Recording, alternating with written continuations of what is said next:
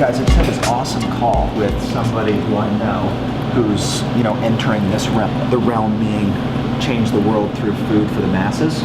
It's so interesting, some of the questions he's asking me. He's gone through training, one store, no infrastructure, so no Stevens, no you guys that kind of know what to do. So he's doing it all. It reminds me of the really, really, really old days, right? When geez, when the heck is Steven gonna get it? Just kidding, Steven. What dawned on me was a couple of things. One was how important it is to use the training sheets and validate someone before they're trained, right? The guy that I was talking to is one of the greatest chefs in the country. He left all of that to do something, to do this, all in. So his concept of how to teach someone how to cut an onion, how to teach someone how to move efficiently is up here, right? And all of a sudden, it's 7 high school kids and 3 dudes from the projects, right? And he's like, how do I do it? And how you do it is you got to make sure, even though you think it's super easy, and even though it comes naturally to you, what's next, it isn't going to for that person. You've been doing this 25 years at the highest level. I think there's a lot of parallels to our business, and the one parallel to me is set people up for success. Don't let someone work a station on their own if they haven't been validated. But if they have a general idea of the knowledge piece, so if someone walks up and just looks them in the eye and says, sweet photos, who took those? They're not just what photos? You're gonna feel very good.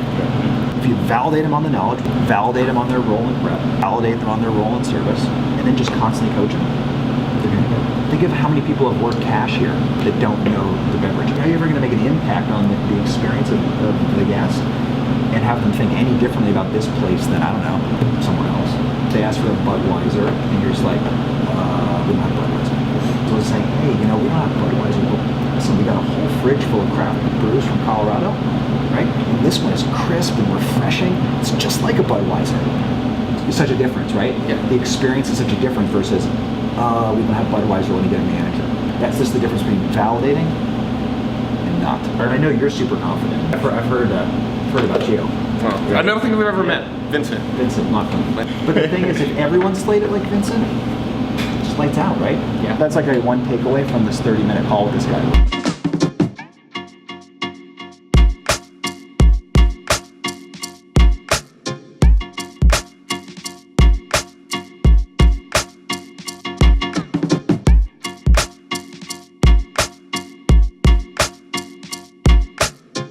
Her last experience was the wheat mania. The dark ages. Yeah, we had this grand plan. Literally grand plan. Because there's no nutrients in flour. It's simple carbohydrate. So we started really thinking about what if we could make pizza that was delicious, that used not just the endosperm of the wheat, but the germ as well, where all the nutrients is. And when you then take that through fermentation, it's 1 + 1 equals 1,000 with nutrition, protein and fiber and all this stuff.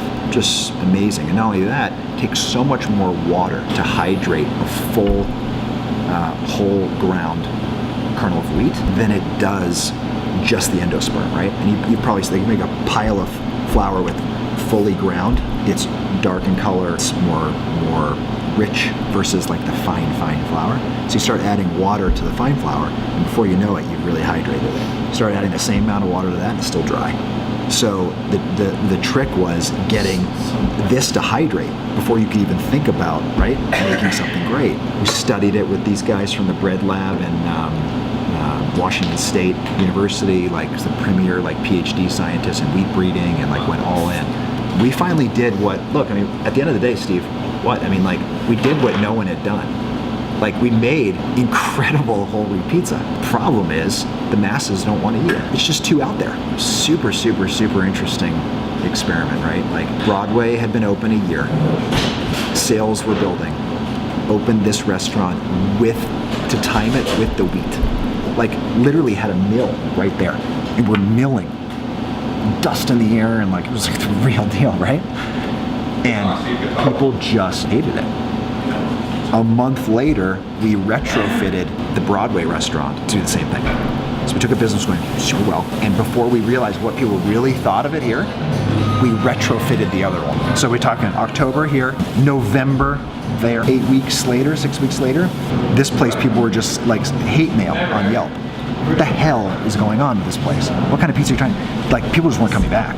Broadway lost 40% of its sales in 6 weeks. I realized here there was no way we could offer both. So since that time, that was almost 2 years ago, we've been on a quest to bring back the pizza of old, using instead the flour that's only ground in the US, packaged in the US, so it's super fresh, and like win back our customers' trust. And now, like 2 years later, Broadway's busier than ever was, pre-wheat crisis. And as he just said, I mean, things are just going super well. But you know what it is? It's like what people don't realize is like how it's so that age-old saying, right? Like you're gonna get punched in the mouth, and then the question is, what are you gonna do? Who knows what's gonna happen? You know some bad stuff's gonna go down, and you just have to keep on trucking along.